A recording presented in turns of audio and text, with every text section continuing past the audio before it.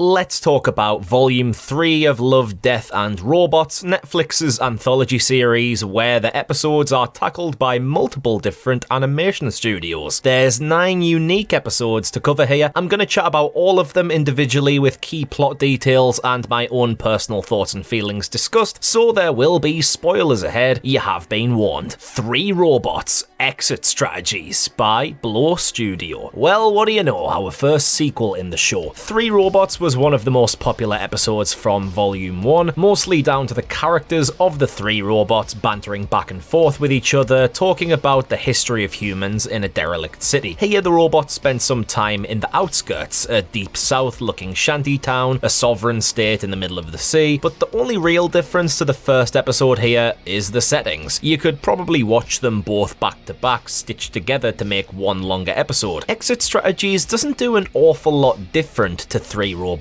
It's the same kind of narrative, just in a few new locations, so I feel like the originality of the gags didn't feel as fresh or hit as hard. The 3 Robots didn't possess as much charm as they did before. It was lovely to see them all again, but there wasn't much progression to the original story, and to me this felt like a sequel that doesn't change the game by existing. It's a nice bit of nostalgia for LDR fans, but not an awful lot more than that. Bad Traveling by Blur Studio. This one was directed by the great David Fincher, and the name of the game here is a ship on the high seas being attacked by giant monsters. Kicks off with high-octane action, but slows the pace down to establish a more thought-provoking narrative, which I'm very happy about. If the whole thing was just going to end up as the humans fighting off the creatures like a mindless B-movie, it wouldn't be as memorable to me. The intriguing thing here is that one of the humans speaks with one of the giant crustaceans on board, and it leads to a human conflict where the crew has to make vital decisions to ensure their survival. They end up sacrificing people to the crab while trying to transport it to the nearest island. But there's a choice of 2 islands, one inhabited and closer, one further away but uninhabited. I love the mind games at play here when a vote for which island they should go to is given, and the 2 who vote to take the creature to the inhabited island and feed on the innocent are picked off. The psychology in this episode is fantastic, where every question and proposition feels like a booby trap and ultimately heads to the remaining crew being killed en masse for trying to pick off their own leader. Oh, and also, added twist, everybody voted to take the creature to the inhabited island. The 2 that the leader killed was just for mind games. The gore here is exquisite, the most pleasant kind of unpleasantness. The ending threw me off at first, burning the creature with the oil. Why didn't you just do that earlier? But silly me, of course the ship would have been destroyed nowhere near land, and the crew wouldn't have all fit on the escape boat, so the leader had to realistically pick off the crew and lead the creature closer to land to ensure his own survival. It makes total sense. This one was a cracking episode, amazingly animated, brutal plotline, and has a solid level of tension throughout. This was a good one. The Very Pulse of the Machine by Polygon Pictures Inc. Kivelson and Burton are on an expeditionary mission when Burton is killed in a crash and Kivelson's suit is ruptured and loses a bulk of her oxygen supply. The only way to survive is to attach Burton's oxygen supply to her suit, meaning she has no choice but to drag Burton across the landscape with her. Kivelson also experiences bizarre sights from being inflicted by morphine sulfate. In effect, she has to battle off in a psychological war against the elements while towing her dead friend around. Burton's voice ends up talking back to Kivelson, filling her head with spiritualistic sounding phrases and messages. The animation here gets mega wild when Kivelson slips deeper into her afflictions. The voice going through Burton is the planet itself, which isn't a planet, it's a machine with electromagnetic pulses connecting everything together. This one is a bloody beautiful visual masterpiece with an incredible score to encapsulate those emotions of wonder. I adore this episode. It has an abstract nature wherein the entire beauty is made possible by the experience of seeing it. It's not enormously plot driven, all the power is from the visuals and atmosphere, but all in all, this was a belter. Night of the Mini-Dead by Book. What a brilliant gem of an episode this is. It's pretty much a retelling of George A. Romero zombie movies done with the use of miniatures, or at least animation that looks like miniatures. We see how the zombie apocalypse kicks off in a graveyard, and then we see the swarms of the tiny undead swarming across the world, avec classical music. Hearing Beethoven's Ninth and Lacrimosa in this one was a real joy for me. It's all visual humour and is both a love letter to the zombie genre and to miniature animation. It's not 100% pure stop frame like I'd hoped, it's just animated in a similar way, but this one is a short and sweet diamond of a watch. It's almost like a music video for, I don't know, a Serge Tankian song or something. It's mega cool. Don't know how many times I'd rewatch this one because I think you get all you can possibly get from it in one sitting. I'm not certain about how much rewatchability there is here. However, as advertised, this was indeed the cutest apocalypse I've ever seen. Kill Team Kill by Titmouse Inc. Yeah, that's really their name. Let's kick things off with a pissing penis.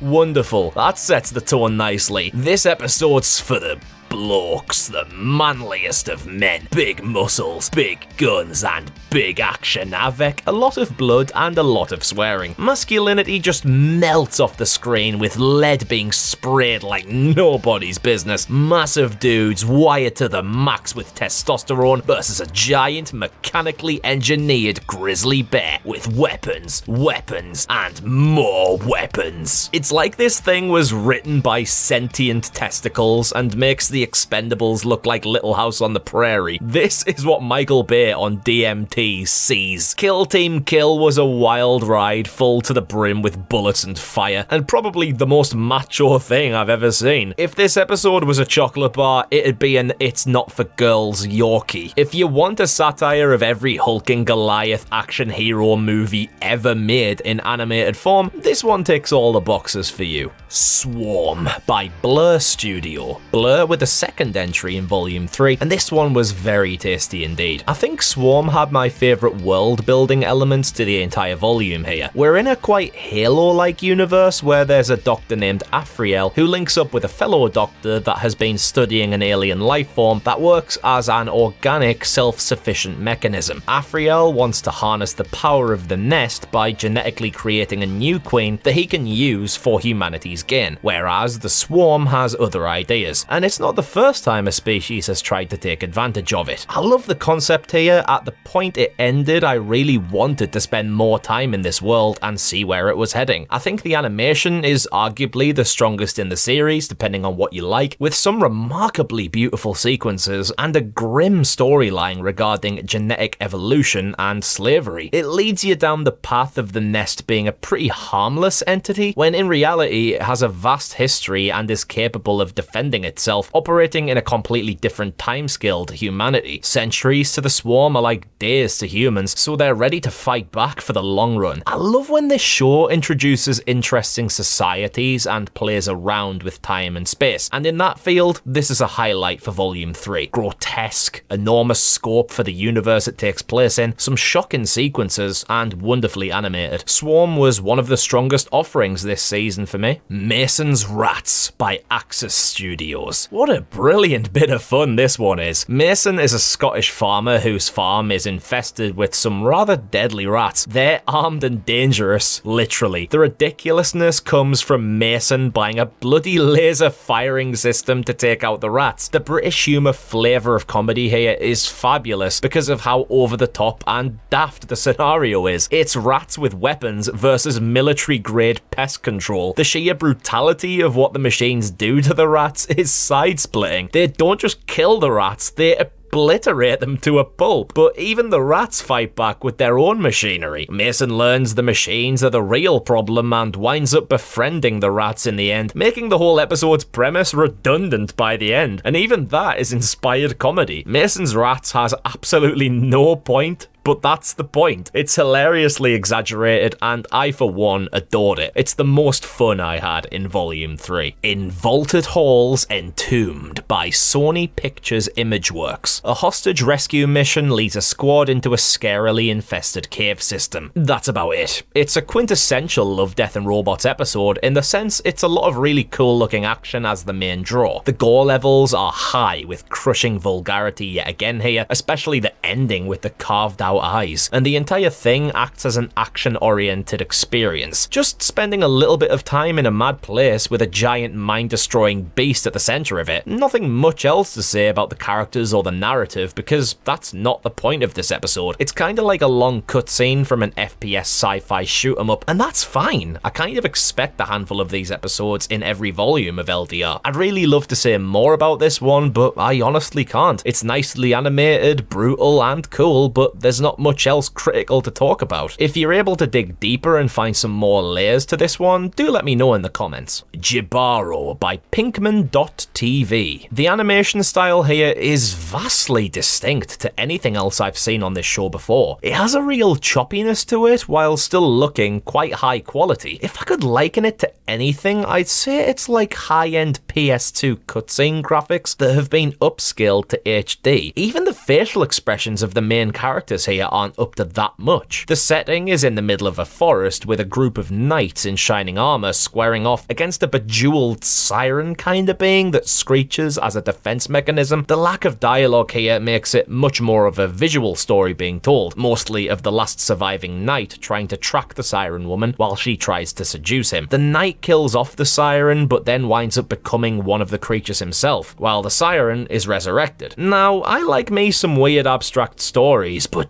damn, this one was strange. The concept of the episode is remarkably odd. It's one of those where either it has some deeper poetic meaning to it, but you don't really know where to start looking, or it just is what it is, and you can't tell which of those options is right, if either. It was a lot to take in and mind-boggling, mostly made up of two people screaming and dancing, but certainly an interesting one to consider trying to break down. It's kind of like a very bloody and macabre ballet, and might even be the most puzzling LDR episode to date. My initial reaction is I didn't enjoy it. It's a bit too far over the bizarre line, and from some of the stuff I've watched and reviewed, that's quite an achievement. So there you go, that's volume 3 covered. In all genuine honesty, I think it might be the weakest of the 3 volumes so far, or maybe just on par with 2. There's just a lot of alright episodes. I loved Bad Traveling, Swarm, and Mason's Rats. I think The Very Pulse of the Machine may be my favourite of this lot. Everything else didn't make me want to rewatch them, feeling like I'd experienced all there was to experience on my first watch. And a couple of episodes were just pretty damn weird, but more in the direction of being not that likeable than intriguing. But of course, that's just my own personal thoughts on Volume 3. My word is not gospel, so if you agree or disagree with anything that came out of my silly face, then please let me know. And either way, a cheeky subscribe would be super helpful. I've been Connor from Unleash the Ghouls. Cheers for watching. Peace.